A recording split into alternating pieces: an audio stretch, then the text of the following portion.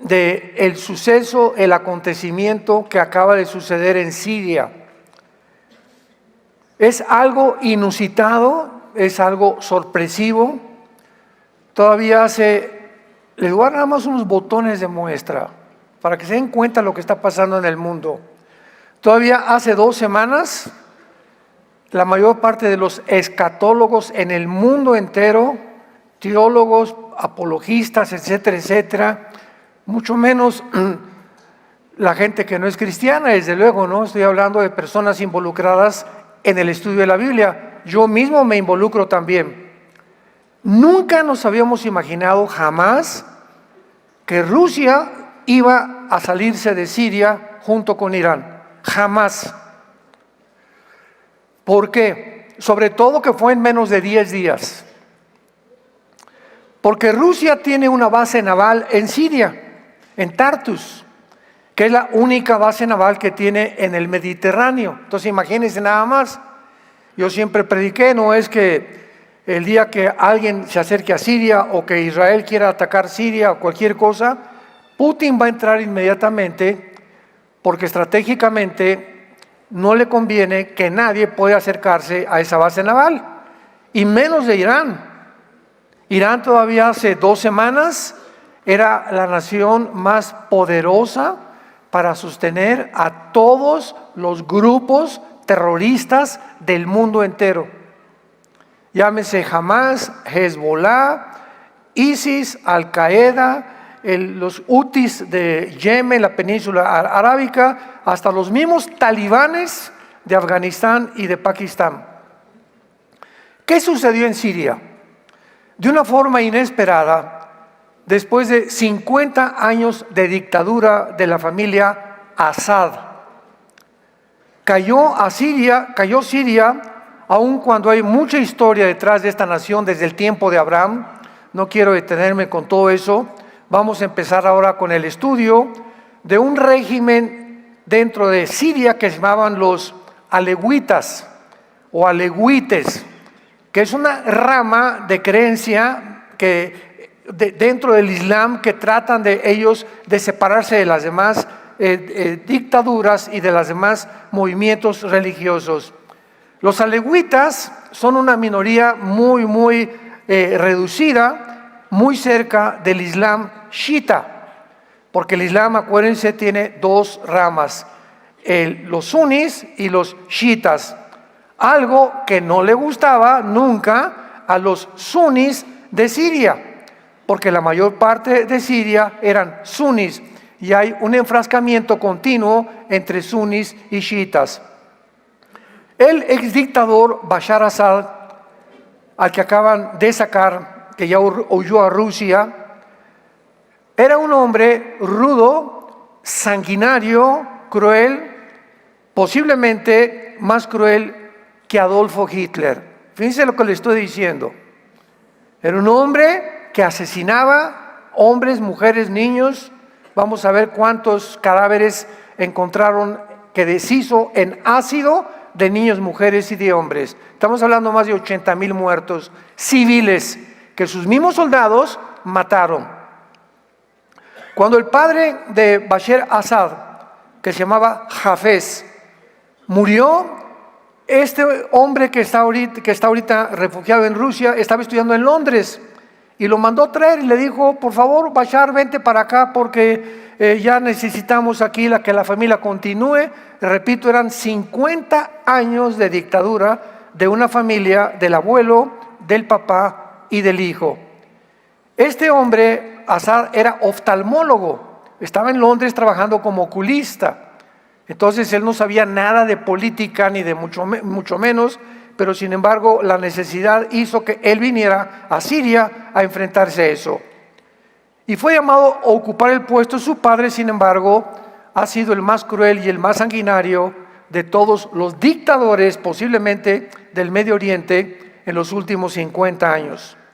Porque no solamente masacró y puso en ácido a civiles de su propia nación, sino que también usó armas químicas contra su propio pueblo. Y además le permitió a Rusia y a Irán entrar a ayudarlo para masacrar a todo aquel que pudiera oponerse. En los 13 años de guerra civil que tuvo Siria desde 2011, más de 60,000 sirios perdieron la vida, muchos de ellos por los mismos soldados de Bashar Assad. Por más duro que pelearon los rebeldes, no pudieron derrotar a las minorías gobernantes alawitas, porque, repito, Assad tenía a Rusia y a Irán de su lado. Pero en este último ataque de hace 1 o 2 semanas, Siria y Turquía comenzaron, o los rebeldes de Siria se unieron con el presidente Erdogan de Turquía y con Qatar, que es otra nación árabe, para pelear al lado de los rebeldes. Y comenzaron a avanzar sin que nadie se diera cuenta, primero hacia la ciudad de Alepo, después llegaron a Hama, a Homs, y finalmente tomaron la ciudad más antigua del mundo, Damasco. Es de las ciudades más antiguas del mundo. Assad salió corriendo hacia Rusia cuando ya llegaron a Damasco y fue gratamente bienvenido por el presidente Putin, principalmente porque llevaba con él sus cuentas bancarias de 160 millones de dólares. ¿Quiénes son los principales protagonistas de este conflicto en Siria? Los principales agresores de la guerra fueron los rebeldes suníes y los kurdos. Los kurdos es un poblado que son de las pocas etnias en el mundo que no tienen una tierra. Han andado, ¿verdad?, tratando de que los acepten en Siria, en Irak, en Turquía y también en el Líbano.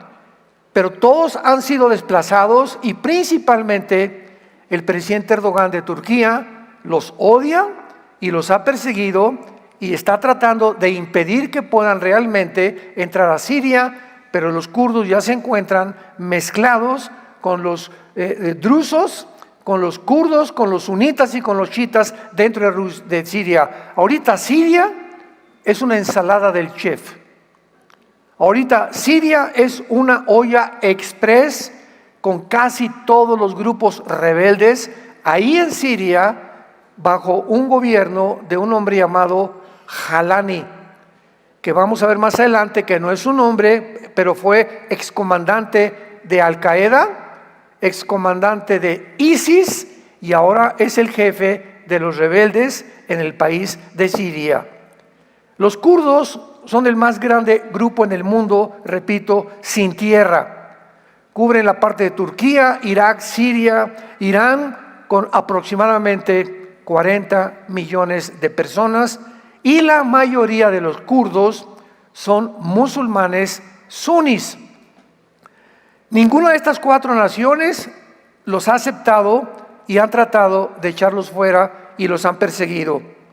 Pero de mayor impacto en la guerra civil fueron los rebeldes suníes, y el grupo más grande fue el que ahora es el jefe de todos los terroristas, que se llamaba Ahmed al-Sharaa.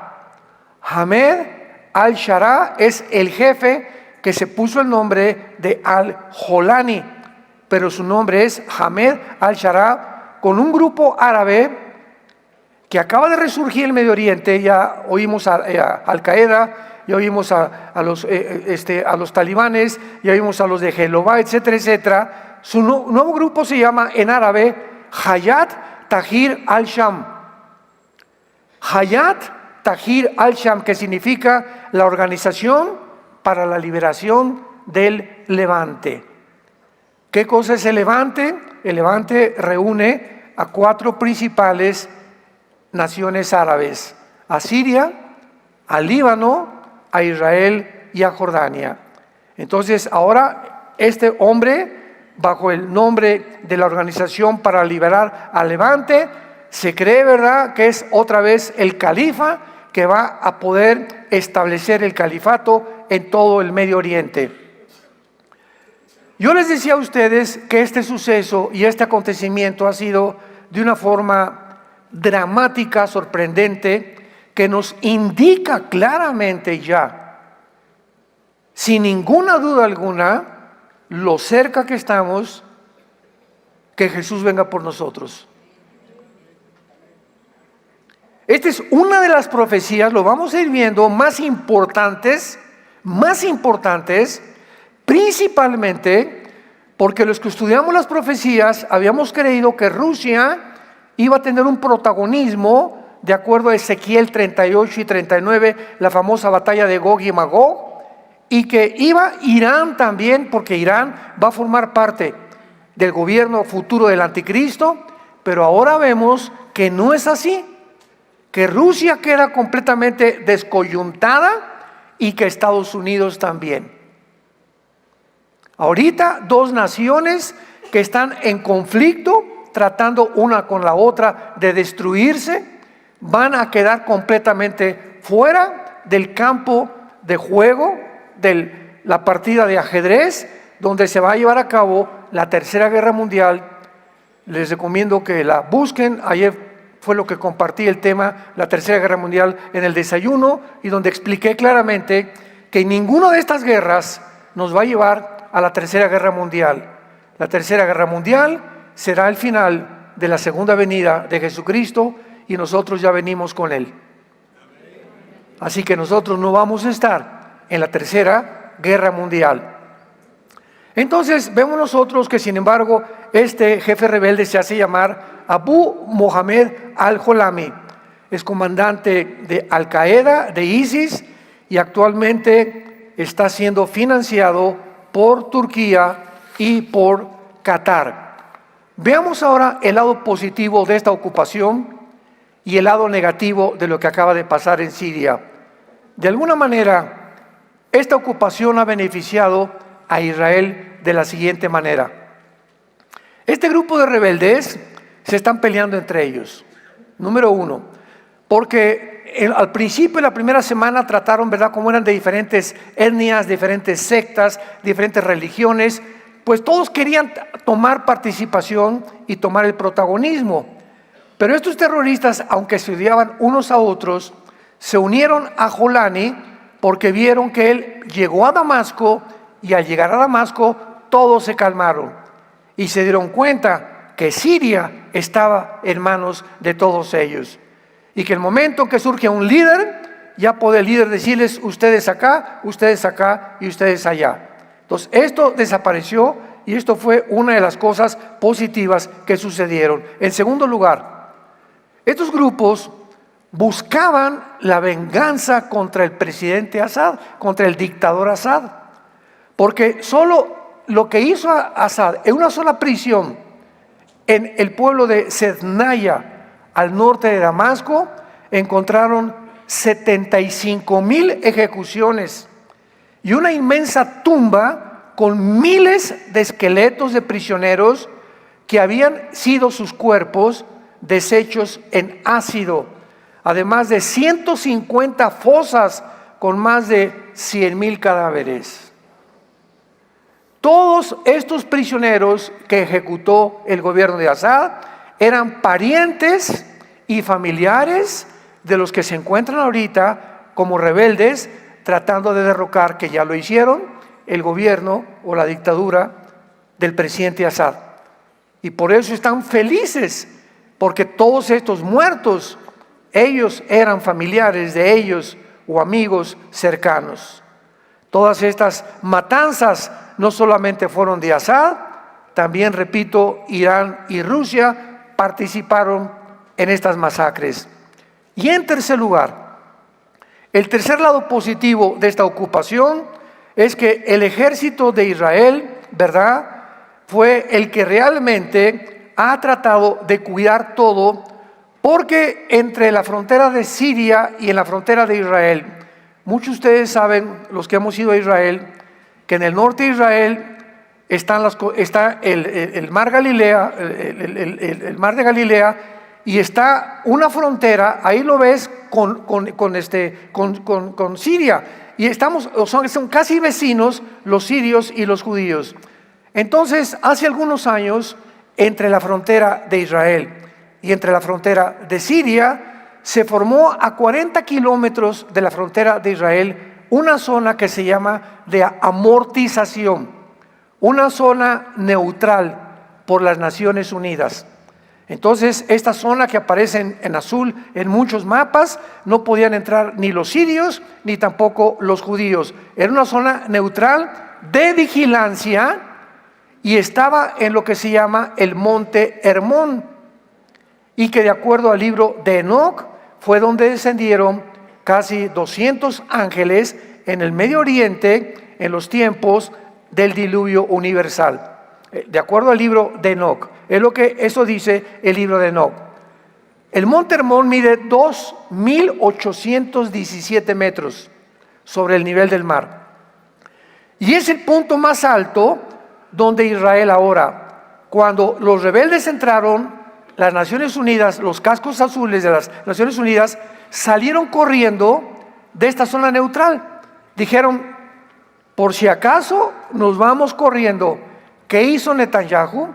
Que ahora lo quieren nombrar el héroe del Medio Oriente y el segundo Churchill del Medio Oriente, porque ha sido un hombre, ha librado a Israel lo que en toda la historia, desde el tiempo de los jueces y el tiempo de Josué, nadie había hecho, de librarlos de los grupos terroristas a su pueblo. Entonces, ahora Israel corre inmediatamente y toma la colina del monte Hermón desde hace 6 días. Y ahora desde esa colina del monte Hermón pueden ver todo lo que pasa en Siria y lo que pasa en el Líbano. Y lo que pasa también muchas veces con los telescopios que tienen hasta llegar a Irán. O sea, es un punto estratégico que le convenía a Israel y hace mucho tiempo que lo querían tomar. ¿Ves? Destruyeron, y ahora Israel, en segundo lugar, cuando entran los rebeldes, tenían esta preocupación, que los rebeldes no tomaran las armas que dejó Rusia, que dejó Irán y que dejó el dictador Assad. Escuchen lo que hizo en 48 horas Israel. En cuanto vio que estaban avanzando los rebeldes hacia Damasco, escuchen esto: destruyeron sus bases navales con 15 barcos de guerra, docenas de misiles. La Fuerza Aérea de Israel fue completamente, entró a dañar todos los campos de aterrizaje en Siria. Destruyeron sus baterías antiaéreas derribadas, sus misiles Scud, todos sus jets destruidos, radares, tanques, centros de entrenamiento, helicópteros, lanzadores de misiles, almacenes de armas químicas, etcétera, etcétera, etcétera. Quedó Siria completamente pelona. Los rebeldes ya no podrían usar esas armas. Y de esta forma vemos nosotros que vuelve Dios, el Dios del cielo, el Santo de Dios de Israel, a decir: este es mi pueblo, nunca será destruido.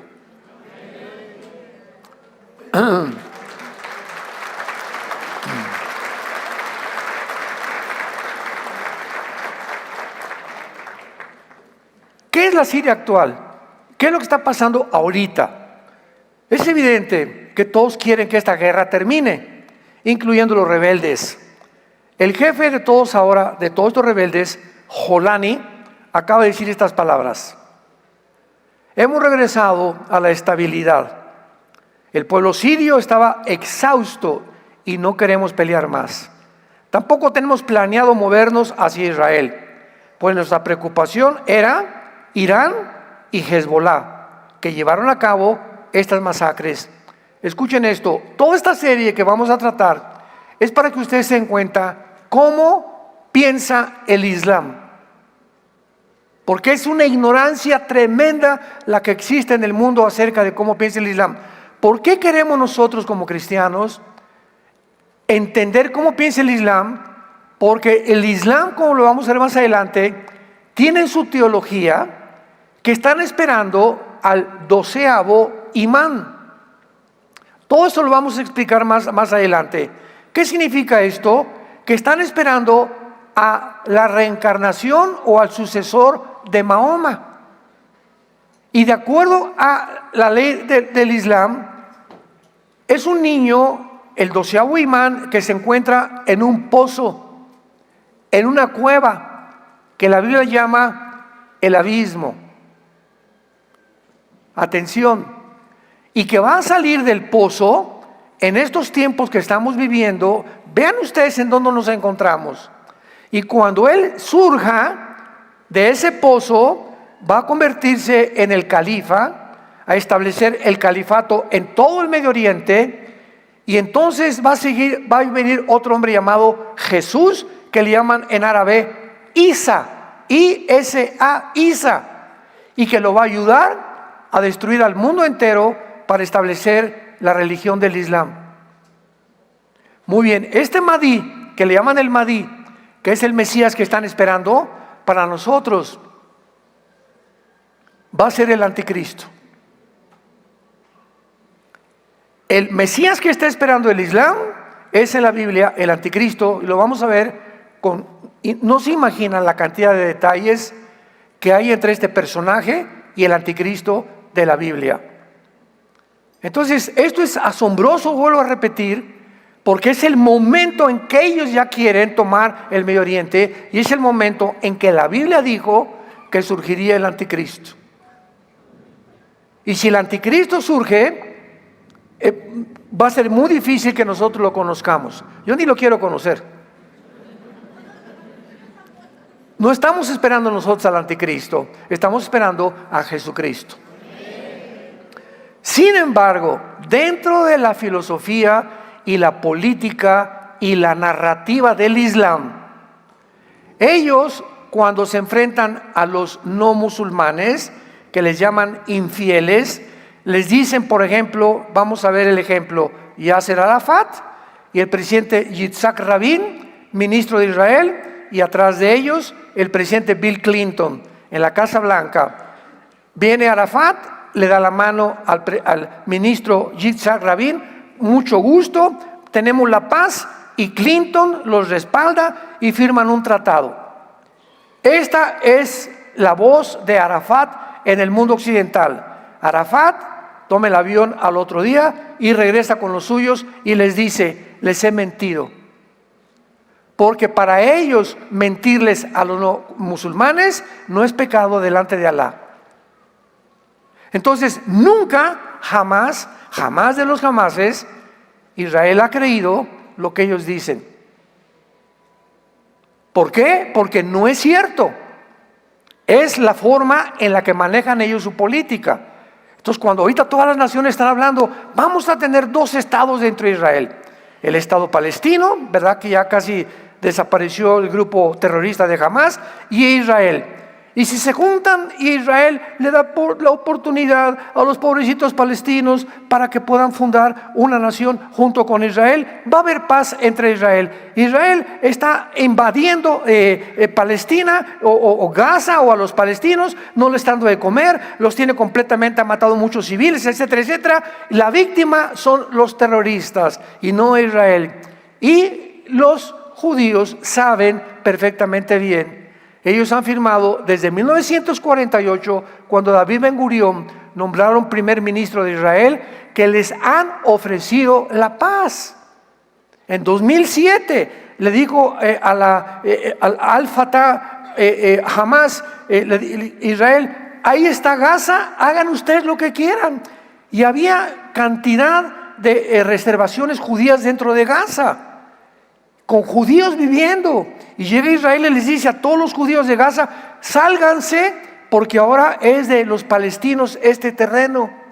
Y los judíos les dejaron hospitales, les dejaron campos de fútbol, les dejaron departamentos, les dejaron colegios para los niños, les dejaron asilo para ancianos. Y cuando se salieron los judíos que habitaban Gaza por órdenes del gobierno de Israel, ¿saben lo que hicieron los palestinos? Quemaron los campos de fútbol, quemaron los hospitales, quemaron todas las cosas que los judíos dejaban ahí, porque dijeron: no queremos que nada huela a judío. Y desde el 2007 que se salieron los judíos, no volvieron a intervenir. Y entonces ellos se dividieron entre Al-Fatah, el gobierno de Mahmoud Abbas, y comenzaron a formar un grupo que se llamó Hamas. Porque ellos decían: si queremos exterminar a Israel, no queremos un gobierno, necesitamos un grupo militar. y no lo tenemos. Entonces formaron militarmente a Hamás. Y entonces Hamás, ya que se armó 2008, 2009, 2010, comenzaron a mandar misiles casi todos los días a Israel. Y dale, y dale, y dale, y dale, hasta que el 7 de octubre del año pasado dijo Netanyahu: estamos hasta aquí de ustedes. Entran y matan a 1,200 judíos, se llevan a 240 rehenes a Gaza, meten en el horno de microondas a niños de 3 o 4 meses en frente de sus padres, le cortan la cabeza a judíos civiles en frente de esposas, les queman todas sus casas y todos los kibbutz, y huyen y se esconden detrás de las escuelas y los hospitales. Ahí esconden sus bombas para que el mundo los victimice y para que ante el mundo los judíos sean los que cometieron genocidio. Jesús, María y José y el burrito que los acompaña. Y esta narrativa se manejó en todos los medios de comunicación. Todos los medios de comunicación manejaron esta narrativa. Y como la ONU y como la Organización Mundial para la Salud, la OMS, están asociados como un grupo antisemita, oíste muy bien. Las organizaciones más antisemitas son la ONU y la Organización Mundial de la Salud. Además de eso, forman parte del grupo de izquierda totalmente en el mundo y del globalismo. Odian a Israel. Como la Biblia lo ha dicho, que iba a crecer el antisemitismo contra Israel. Entonces, cuando la ONU les pedía a Hamás, a los palestinos: ¿cuántos civiles han matado los soldados de Israel? 50,000, 60,000, y publicaban en los periódicos, CNN principalmente: los judíos han invadido y han matado a 60,000 civiles. No es cierto, no es cierto, no es cierto. ¿Quién estaba proporcionando las estadísticas? El grupo guerrillero, el grupo terrorista. No el grupo de Al-Fatah, que es el grupo de Mahmoud Abbas, que es lo que representa el gobierno civil. No, eran los militares los que daban las estadísticas para victimizarse delante del mundo. Y el mundo creyendo y creyendo y creyendo y creyendo, así como creímos, bueno, creyeron, dijo el otro, en las vacunas. Lo mismo ha sucedido en el mundo, una ignorancia tremenda. Por eso tenemos que venir a la Biblia para poder buscar la verdad. Entonces, el Islam nunca va a cumplir lo que prometen. Su objetivo ha sido, es y seguirá siendo el mismo: el exterminio de la nación de Israel. Ahora, a través de Siria, están llevando ejecuciones masivas por todos lados y limpieza étnica con los grupos terroristas. Ahora veamos claramente la lista de los ganadores en este último conflicto y de los perdedores. Es verdad que ahora Rusia e Irán se salieron de la ecuación, pero si no hay una continua supervisión de las naciones, principalmente de Israel, la historia nos enseña que los locos se vuelven cada día más locos. Una persona que comienza a ser afectada de sus facultades mentales, si esa persona no es atendida inmediatamente, y ahora saben ustedes cuál es la Agenda 2030, prohibirles a las iglesias en el mundo que ayudemos a los homosexuales, a las lesbianas, a los transgéneros y a todas las personas que tienen problemas mentales, que los dejemos así.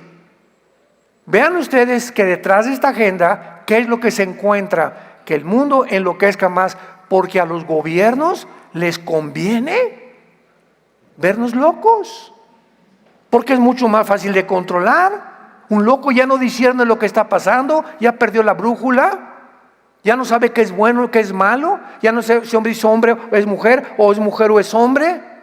Todo tiene un plan debajo de lo que nosotros podemos ver en apariencia, que es satánico. Y Satanás sabe, dice Apocalipsis 12, que le queda muy poco tiempo. Entonces se viene contra el mundo como no nos imaginamos. Veamos los perdedores, que fueron 3. Assad, el dictador, y su gobierno, aun cuando creerá que sus 160 millones de dólares en Rusia lo van a hacer feliz por un rato. En segundo lugar, Rusia. Ya perdió el poder Rusia sobre Siria y el Medio Oriente. Y en tercer lugar, Irán. Desde hace 45 años, Irán ha gastado billones de dólares en entrenar, armar y sostener a todos los grupos terroristas que han llegado a tratar de exterminar la nación de Israel. Y ahora Irán actualmente se ha debilitado grandemente, aunque no temporalmente. Veamos ahora los ganadores. ¿Quiénes ganaron con esta guerra? En primer lugar, los rebeldes sirios. Han peleado para derrotar al régimen de Assad, vengarse de lo que este dictador, ¿verdad?, cruel, asesino, masacró a sus familiares, a sus amigos, y lo han logrado. Pero no se puede confiar en ellos en el futuro. Número 2, Turquía. Gastó billones de dólares en armar y equipar a este grupo que se encuentra ahorita en Siria. Y Turquía tiene ahorita la más grande influencia en el Medio Oriente.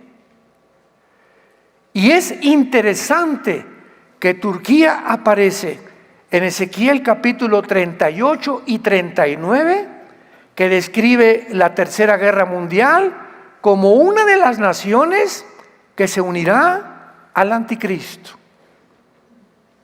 Vamos a ver en esta serie que la Biblia ya está despejándonos completamente nuestra mente. Como dice Daniel 12, los entendidos van a entender. ¿Y cuál es nuestra labor como líderes espirituales? Iluminar a ustedes el camino para que vean lo que está pasando, para que entendamos todos que esto es alarmante, que necesitamos regresarnos a Dios con todo el corazón, que necesitamos regresarnos a nuestra familia, que los padres puedan amar a sus hijos, tener comunión con nuestros hijos y recordar que la familia es el baluarte, el cimiento, la roca que sostiene todas las sociedades, y el matrimonio es la institución más santa y más grande que Dios ha instituido en su santa palabra. El matrimonio es lo que forma la sociedad, y el ataque desde hace 5 o 6 años se vino así en contra de la familia. Es hora que le pidas perdón a tu esposa, es hora que le pidas perdón a tu esposo. Es hora que regresemos con nuestros hijos otra vez, que pasemos más tiempo con ellos, que platiquemos con ellos. Es tiempo de saber que es el tesoro más grande que Dios nos ha dado, la familia. La familia es el tesoro más grande. Ayer tuvimos una comida de pastores y les tuve que confesar a mis hermanos pastores lo que les digo ahorita a ustedes también. Mi esposa, les pido que oren mucho por ella, la operan esta semana. Y en todo este transcurso que estamos pasando por aguas profundas, mi esposa y yo, hace algunos días me despertó Dios. Yo le pedí a mi esposa, y Dios me dijo: ¿y tú qué? ¿Y tú cómo estás? Y me hizo ver Dios de una forma maravillosa, que le agradezco con todo mi corazón, porque es el Dios que servimos, áreas en mi vida en la que yo he fallado con mi esposa. Y comenzó a convencerme el Espíritu Santo que debo ser más amoroso con ella, más cuidadoso con ella, más detallista con ella, pasar más tiempo con ella, y no tanto que viajes y prédicas y por acá y por allá. Y me volvió a recordar Dios: Armando, tu principal oveja es tu esposa. Le pedí perdón a Dios, me hizo llorar muchísimo, me levanté, fui con Marta y le dije, me dice gordito, yo le digo gorda, de cariño, ¿verdad? Ninguno estamos gordos. Le dije: gordita, quiero decirte esto, Dios me hizo ver esto y esto y esto, y a través de esto y sufrimiento que estamos atravesando de tu enfermedad, te quiero pedir perdón. Y ella me contestó: le doy gracias a Dios porque va a hacer grandes cosas y está aumentando el amor de uno para con el otro.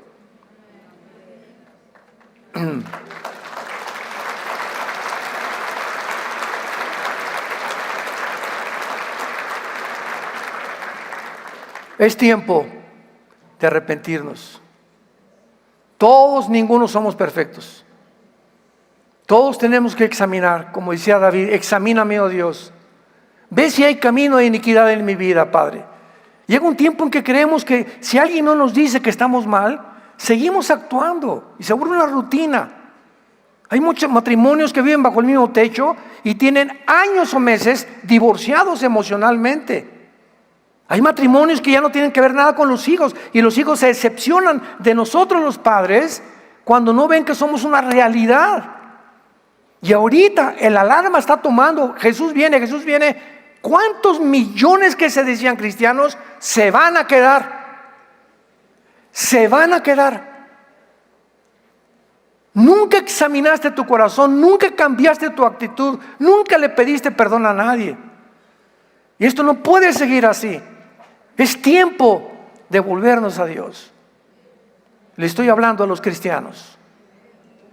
Y si no lo eres, es tiempo que examines si realmente eres cristiano. Netanyahu ha cumplido lo que prometió, ha traído la paz a Israel. ¿Y qué significa todo para Israel? Muchos se han preguntado si ha cumplido Israel la profecía que se encuentra, véanla en Isaías 17:1, dice así. Hay una profecía sobre Damasco. Repito, una de las ciudades más grandes, más antiguas del mundo.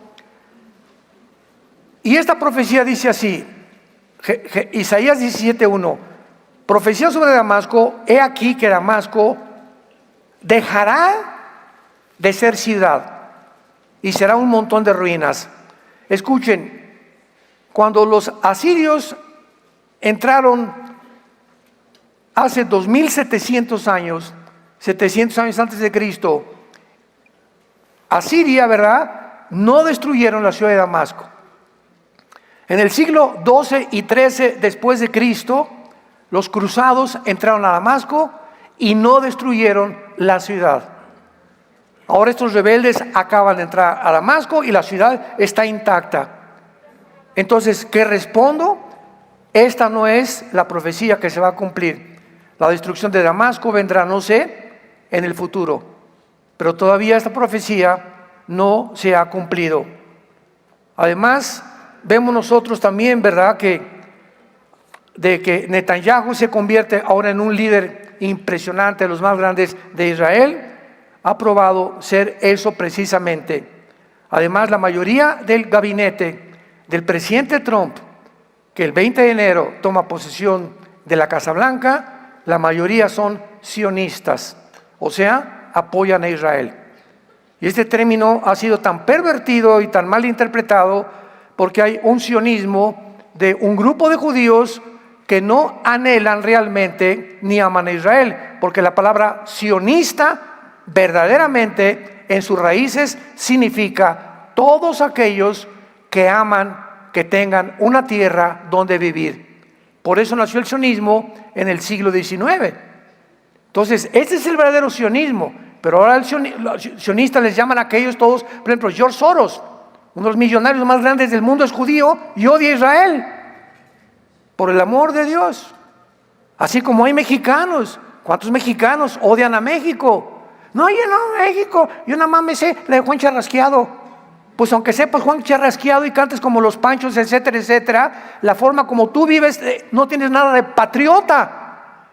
Porque te importa más la posición política y un gobierno y haces a un lado tus convicciones y de patriota no tienes nada. No es cierto que amas a México. Y es el tiempo de los patriotas ya, como está haciendo en Estados Unidos, como tiene que hacer en el mundo entero. Que nos levantemos y que sepamos que amamos a nuestro país, por lo cual oramos por nuestro país. Es el tiempo de volvernos a la familia, es el tiempo de orar por nuestra nación. Ese tiempo ha llegado, porque el mundo va a quedar completamente devastado en cuanto el anticristo surja en el escenario mundial. Ahora veamos este conflicto con un microscopio o con más detalles. Este conflicto es mucho más peligroso de lo que pudiéramos imaginar y las profecías bíblicas se están cumpliendo al pie de la letra. Número 1, veamos lo que no sabemos todavía.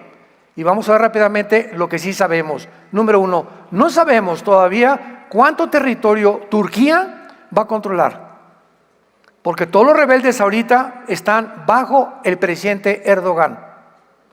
Número 2, no sabemos si los grupos islámicos que están ahorita en Turquía van a ser fieles a Turquía, o habrá un tiempo cuando se rebelen contra Erdogan y se independicen de Turquía, cosa que lo veo muy, pero muy difícil. No sabemos tampoco qué hará Israel en Siria. Ahorita Netanyahu no va a entrar a Siria, no va a perseguir a nadie, va a estar solamente cuidando, resguardando las fronteras con Israel, nada más. Y ahorita, repito, acaban de tomar el monte Hermón para proteger que los rebeldes no se acerquen más a la orilla del norte de las colinas del Golán. ¿Qué ha sucedido actualmente? Assad huyó a Rusia después de 50 años de dictadura. Rusia ya sacó su flota naval impresionante, increíble, dándonos a entender que Rusia no está en la profecía de Gog y Magog, que durante años por tradiciones se enseñó que Gog y Magog era Rusia que vendría en contra de Israel. Aquí queda esto completamente fuera de la ecuación bíblica profética de Dios. Número 2, Irán está debilitado, es verdad. Ahorita ya no podrá controlar Siria, ni el Líbano, ni a los grupos terroristas. Irán había controlado a Libia, a Irak, a Siria y a Yemen. 4 naciones árabes. Irán era la mamá de estos 4 pollitos, que eran los terroristas del mundo entero, que fueron usados como puente para transportar. De Irán mandaba el transporte a Irak, de Irak a Libia y de Libia a Siria. Entonces era una cadena que Irán formó, que los judíos con sus aviones descubrieron, y en cuanto se dieron cuenta que estaba esta cadena con todas las armas de Irán llevadas a Siria, Siria se iba a convertir en un foco impresionante para destruir Israel. Y viene la mano de Dios y en 10 días se acaba esto. Impresionante, increíble. Nación tan poderosa como Rusia ha quedado humillada Rusia ante el mundo. Eso lo hace peligrosa también, porque Rusia no tiene, ya no tiene base naval, no tiene infantería, pidió 30,000 soldados de Norcorea, no tiene una aviación Rusia, tiene submarinos, nada más, y tiene cabezas nucleares. Entonces eso lo hace más peligroso, y Putin, siendo una estratega militar, no quiere aventarse con usar las armas nucleares porque sabe las consecuencias.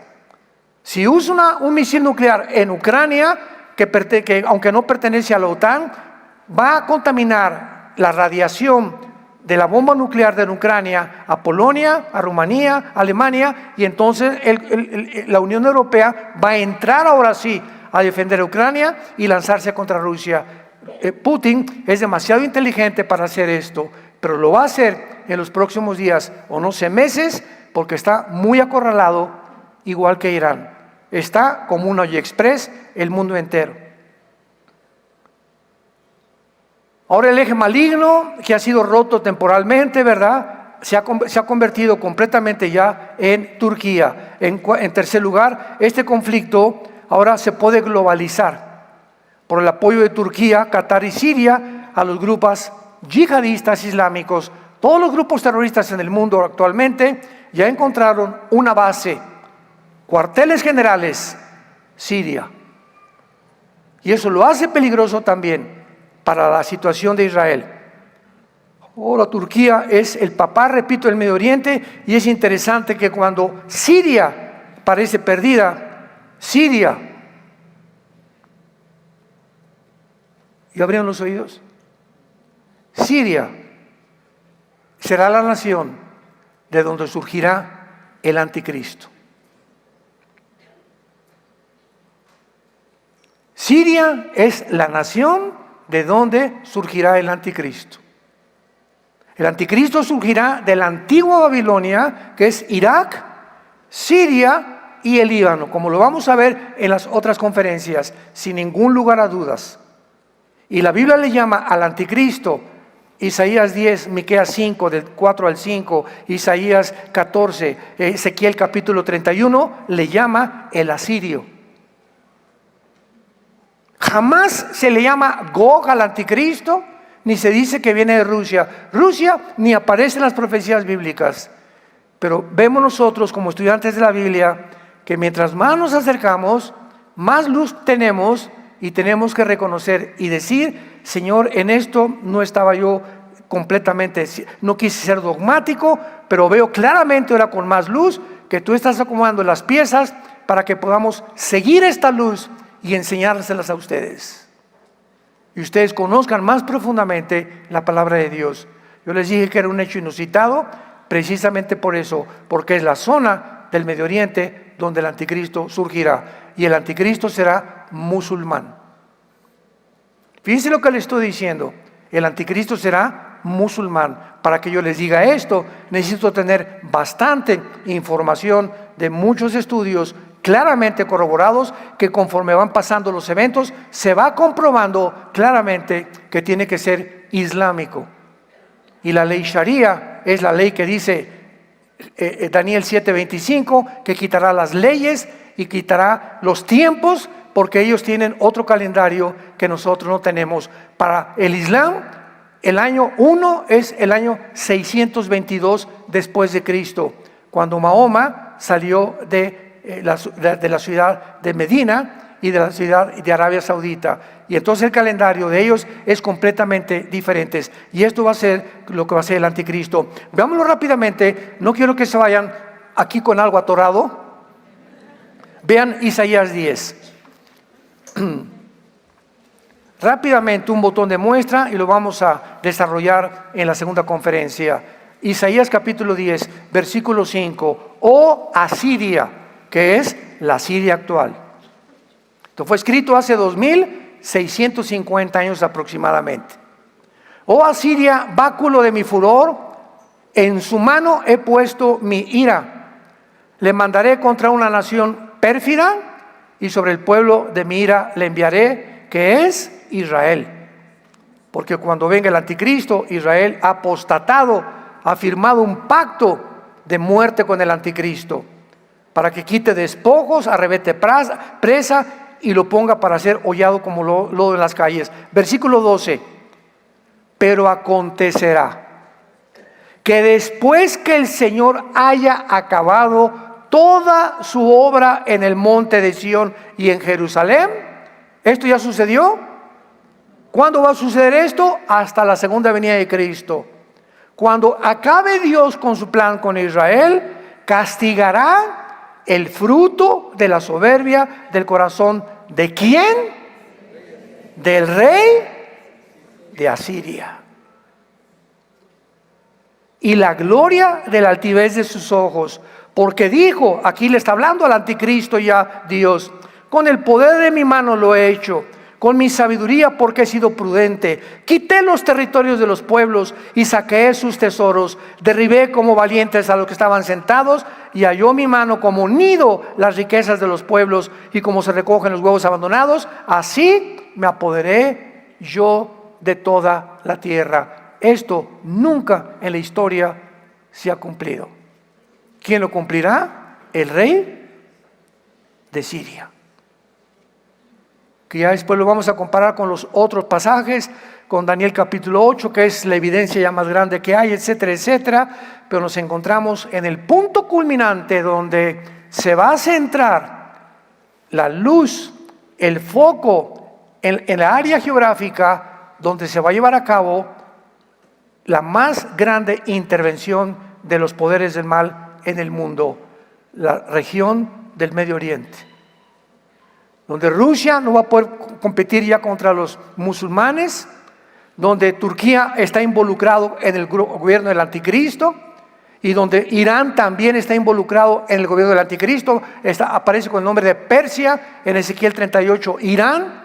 Y todas estas naciones que forman parte o formarán parte del G10, de las últimas 10 naciones de Apocalipsis 17, o los 10 cuernos de Daniel, y los 10 dedos de los pies de la estatua de Nabucodonosor, y los 10 cuernos de la bestia de Apocalipsis 17, 11 y 13 de Apocalipsis van a juntar para mezclarse, y cuando se junten las 10 naciones, 5 de Europa y 5 del Medio Oriente, de una de ellas surge el anticristo, y el 80% de las naciones del anticristo serán musulmanas. Las naciones de Europa casi no aparecen en las profecías contra las cuales Cristo va a luchar cuando Él venga en su segunda venida. Y el que tenga oídos, que oiga.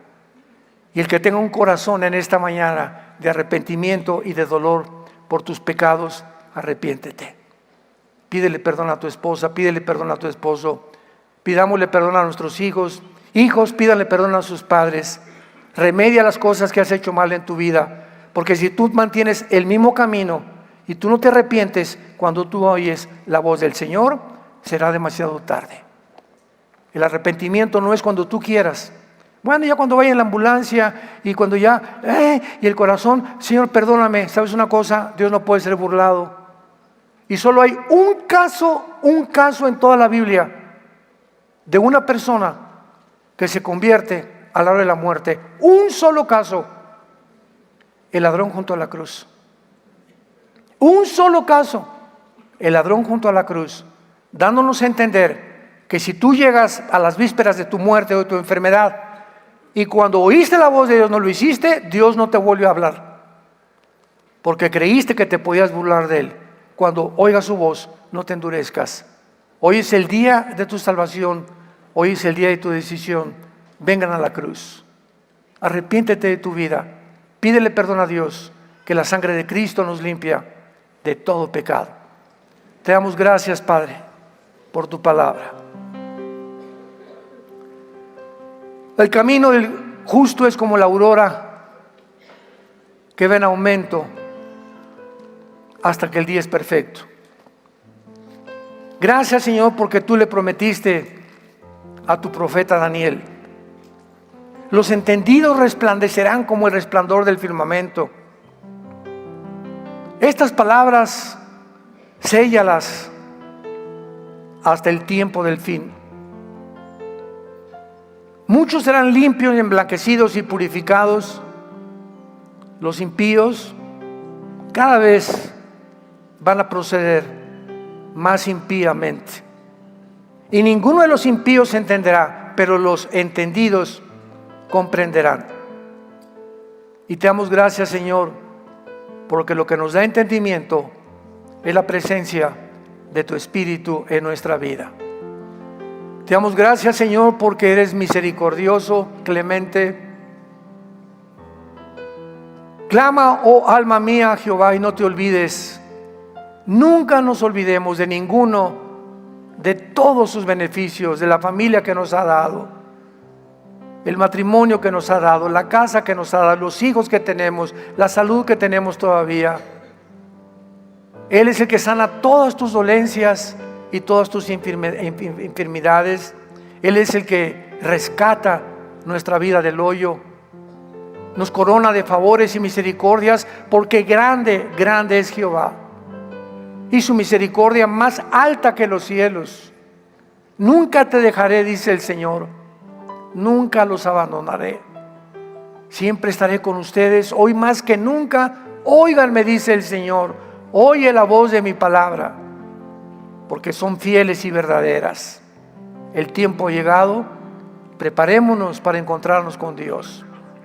Ven a la cruz en esta mañana, cualquiera de ustedes que nos escucha también por la televisión, y dile a Dios: perdona mis pecados. Me arrepiento de mi vida sinceramente. Creo que en esa cruz pagaste con tu sangre por ellos, y te pido, Jesús, porque creo que a los 3 días, después de ser crucificado, muerto y enterrado, resucitaste a los 3 días para darme la esperanza de algún día volver a vivir después de esta vida eternamente contigo. Te recibo como mi Señor y mi Salvador, en tu nombre precioso, Señor Jesús. Amén. Bellas palabras hemos oído en esta mañana. Los cielos y la tierra pasarán, pero mis palabras permanecerán.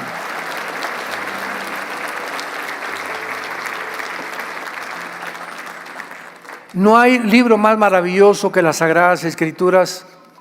No hay un tiempo más precioso que este que estamos viviendo nosotros. Ya nos vamos, hermanos. Imagínate nada más, ¿no? Un día vamos así, de repente abrir los ojos y estamos como Jesús. Adiós cáncer, adiós muerte, adiós pobreza, adiós dolor, adiós lágrimas, adiós angustia, adiós estrés, adiós incertidumbre. Las cosas viejas pasaron y ahora todas van a ser hechas nuevas, aparte en el cielo con el Señor Jesucristo. Y vamos a regresar otra vez, pero no a Tlalnepantla, a Jerusalén. Y nos vamos a volver a ver. ¿Qué hubo, Panchito? ¿Qué hubo, mi buen Juan? Ven para acá. Tú sí, muchos de nuestros hijos van a estar con nosotros. Muchos familiares los vamos a volver a ver. Muchos ahorita son viejitos y nos vamos acabando celularmente. Vamos a tener un cuerpo completamente nuevo. Y vamos a ver, mira, esa era Doña Chole. Y ahora parece princesa. Todo esto nos tiene Dios reservado para que nos motive a saber que aunque estamos angustiados en todo, pero no estamos desesperados, perseguidos pero no desamparados, derribados pero no destruidos, llevando en nuestros cuerpos la vida de Jesús para que la vida de Jesús se manifieste. Dios está viviendo a través de nosotros para que nosotros manifestemos a nuestros hijos quién es Jesús, a la familia quién es Jesús, a la gente quién es Jesús, en la escuela quién es Jesús. Es nuestra vida, carta abierta, que la gente ve y las palabras sobran. Es nuestro testimonio, como vivimos, como la gente vendrá a la cruz. Y es el tiempo de volvernos a Dios. Que Dios los bendiga, que tengan mucha paz.